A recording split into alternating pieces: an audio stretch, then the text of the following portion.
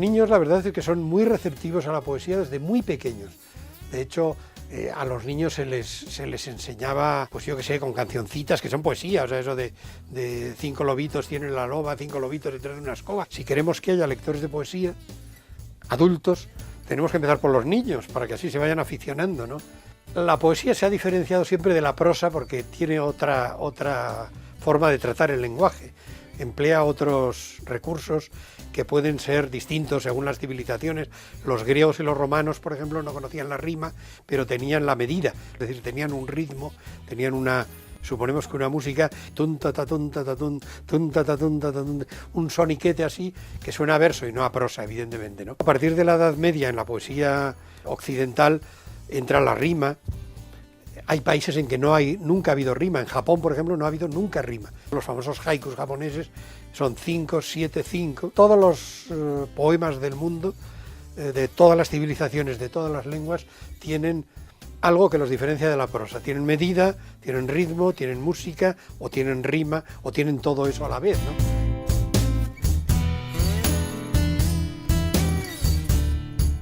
A partir del siglo XIX o del finales del XVIII empieza a entrar el verso blanco, luego empieza a entrar el verso libre y empieza a escribirse poesía casi de cualquier manera. Evidentemente cada uno escribe lo que le da la gana y todos sabemos diferenciar un texto que suena poético de uno que es una noticia de prensa, por ejemplo. A veces es más difícil escribir bien sin rima que con rima. La rima justifica algunas debilidades o algunas facilidades que al poeta le han obligado, ¿no? Si uno escribe en verso libre, todo lo que diga lo tiene que justificar y tiene que estar justificado en el poema, porque si no, una palabra idiota se carga el poema, evidentemente, ¿no?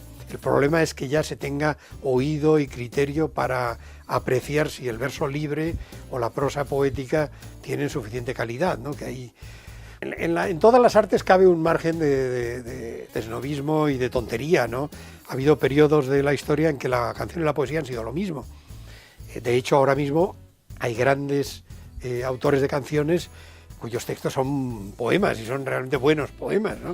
Bueno, pues la poesía visual es un juego que está a mitad de camino entre la poesía y la pintura. Luego, una vez hecho, dices, qué fácil. Bueno, qué fácil si se te ocurre. Eso es como el huevo de Colón, ¿no?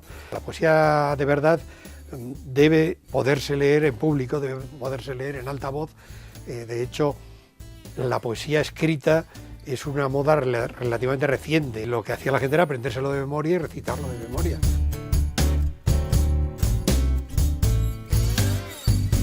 Hay de todo en la poesía, hay poesía que se entiende y poesía que no se entiende. Hay poesía que se entiende a la primera, a otras que se entienden a la segunda y otras que no las entienden ni el que las escribió. Hay muchos poetas que nos esforzamos, porque yo estoy entre ellos, porque el lector no salga corriendo ante la dificultad, ¿no? Pero también hay poetas estupendos que hacen poesía muy difícil. Fernando Quiñones decía que la poesía era whisky solo, el cuento era whisky con hielo y la novela era whisky con hielo y agua. Un novelista cuida muchísimo menos el lenguaje de sus novelas. Si uno escribe solo 3 líneas y quiere que sean buenas, es que no cabe ni una palabra que sobre ni que falte, tiene que estar todo medio al máximo. Muchísimos novelistas han empezado como poetas, pero muchísimos, ¿no?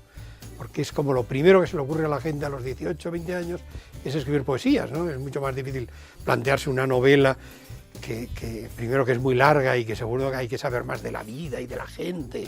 No era un gran poeta Faulkner, pero en cambio es un extraordinario novelista en cuya prosa se nota que empezó siendo poeta. La gente no lee poesía. Sí, lo que pasa que no es lo mismo, que es otro ciclo distinto que la novela, ¿no? Es un ciclo mucho más lento, mucho más a largo plazo, pero sí, siempre un joven enamorado, pues lo primero que se le ocurre a poco que haya leído es hacer su poema a la amada, intentando con eso conquistarla, ¿no?